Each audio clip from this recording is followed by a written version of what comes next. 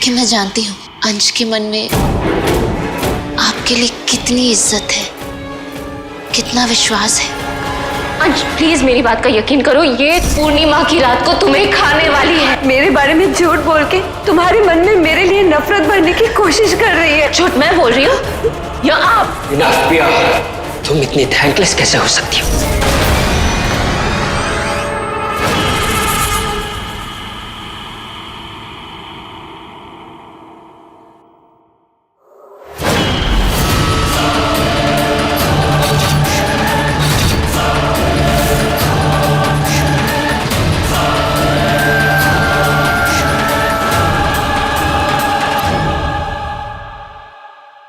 आपकी परेशानी हम समझ रहे हैं भाई साहब, लेकिन इस वक्त ऐसे आपा खो के कुछ नहीं होगा। हमें सब्र से काम लेना होगा। चैताली, सब्र से ही तो काम ले रहा हूँ। पंडित जी ने कहा है कि आज रात वैदेशी ठीक हो सकती है और मैं बस रात होने का इंतजार कर रहा हूँ। तो आप इतने घबराए हुए क्यों? क्योंकि हमें ये नहीं पता अविनाश कि करना क्या है। भैया, पंडित जी ने आपसे कहा था ना कि सही वक्त आने पर हम सबको ये पता चल जाएगा कि हमें करना क्या है। वो वक्त कब आएगा, कैसे पता चलेगा अविनाश? ये बात तो ठीक है, लेकिन भाई साहब आप पंडित जी से क्यों नहीं पूछते? वो जरूर हमें बता सकते हैं कि तब तक हमें क्या करना है। हाँ भैया। तुम दोनों को क्या लगता है मैंने पूछा नहीं होगा? तो क्या कहा उन्होंने? उन्होंने कहा कि अगर हमने उससे पहले कुछ भी किया तो हम वैदेशी को खो बैठेंगे। क्या? इसलिए हम चाह के भी कुछ नहीं कर सकते सिवाय हाथ पे हाथ धरे इंतजार करने के।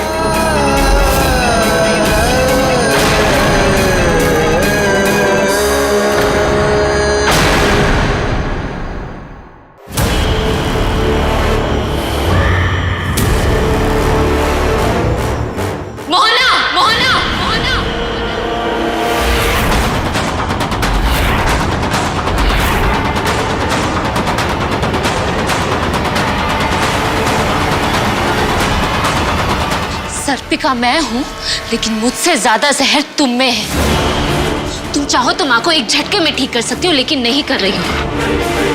पूरा परिवार माँ को लेकर परेशान है, लेकिन तुम्हें इससे कोई फर्क नहीं पड़ रहा।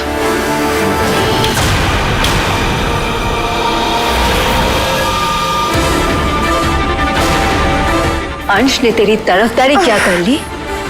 तू तो हवा में उड़ने लग गई। याद रख, बहुएं सास से ऊंची आवाज में बात नहीं किया करते।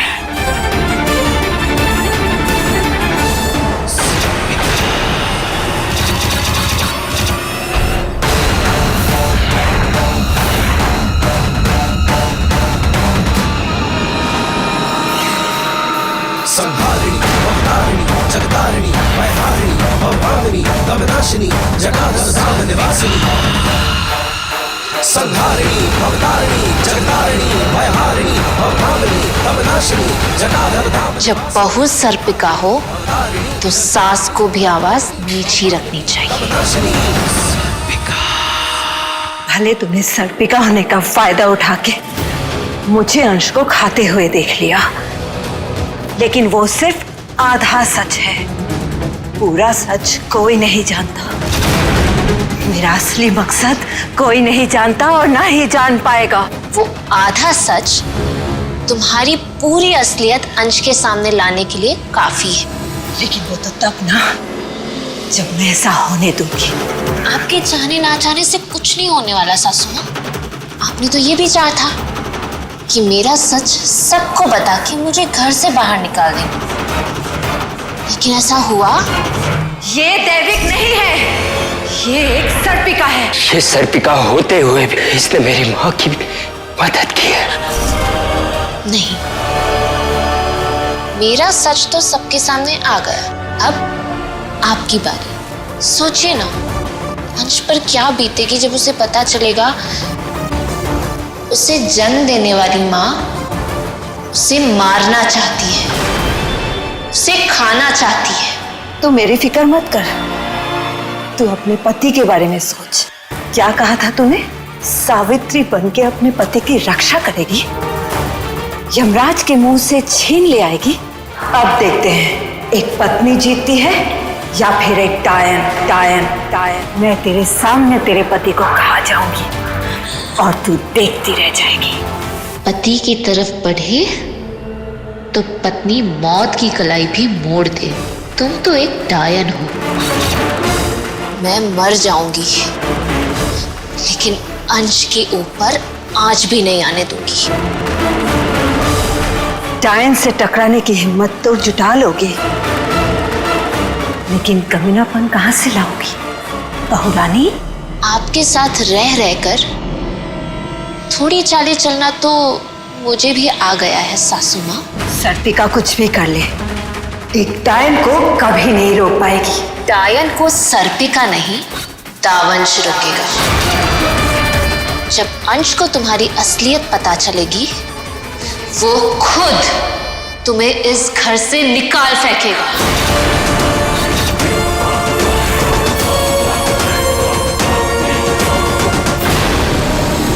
इन सिंबल्स का कुछ तो मतलब जरूर है, पर कैसे पता लगाओ कि डैड इनके जरिए हमसे क्या कहना चाहते हैं?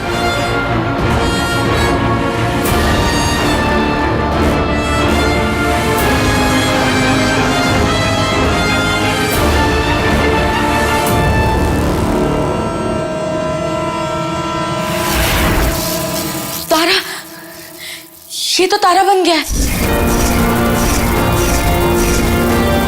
क्या इसका मतलब सर्प तारा है? पूर्णिमा की रात को सर्प तारे का असर सबसे ज्यादा होता है, और आज पूर्णिमा की रात है।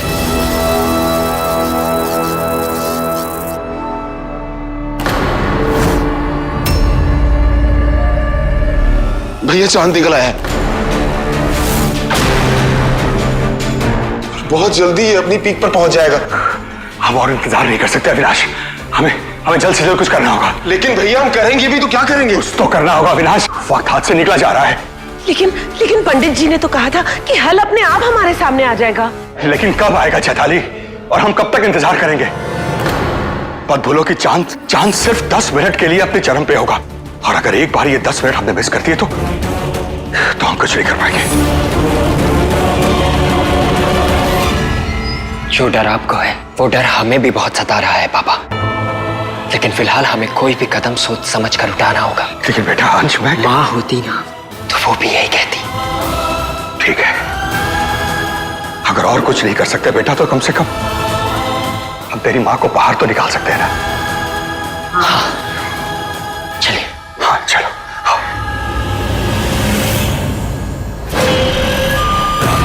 पिशाचिनी सर्वस्त्र सर्वनाशिनी रूप रंग मोहिनी की लोभिनी अमन की तू है गोदिनी तो भस्म लिंग बोधनी हाथ घात भक्षिनी तो की है वारिनी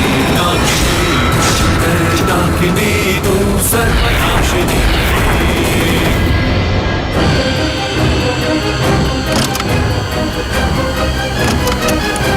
क्या हुआ? अरे ये दरवाजा तो खुल ही नहीं रहा। देखो,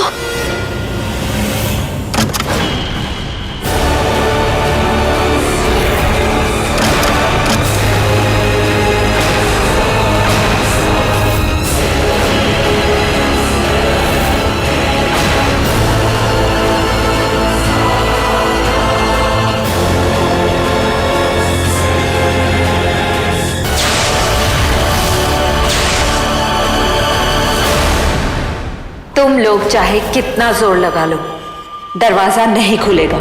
छुटकी को ठीक करना तो दूर, तुम लोग उसे बाहर भी निकाल नहीं पाओगे, और जब तक बाहर लाओगे बहुत देर हो चुकी होगी।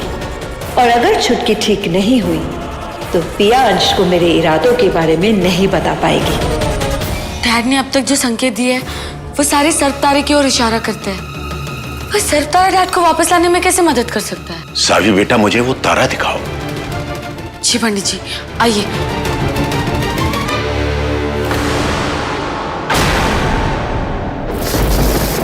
इस पर ये बर्फ कैसे जम गई? पता नहीं पंडित जी, अब तक तो नहीं थी, पर पहले भी ऐसा हो चुका है। पूरा कमरा अचानक से ठंडा हो गया था और मेरे सामने बर्फ की दीवार बन गई थी। यदि ठीक कह रही थी, अगर इस वक्त हमारी कोई मदद कर सकता है तो वो सिर्फ डैड थे।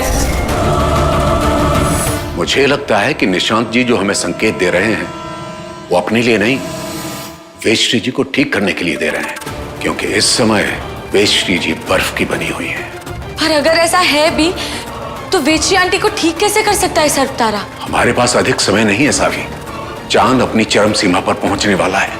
जल्दी करो और सर्प तार लेकर आओ। जी पंडित जी। क्या हुआ अविनाश? नहीं खुल रहा है। खुल रहा है? रुको, मैं पंडित जी को फोन करता हूँ कि आगे करना क्या है।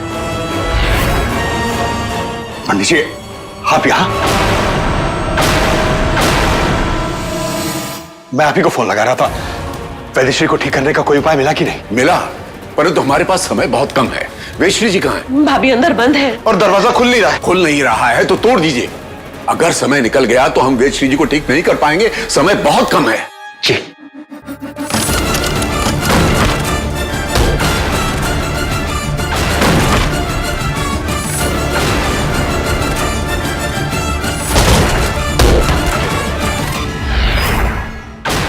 अंश, अंश तुम तो दावंश हो ना? थोड़ा और जोर लगाओ ना। अंश, सिर्फ तुम ही हो जो आज इस दरवाजे को खोल सकते हो। कुछ करो।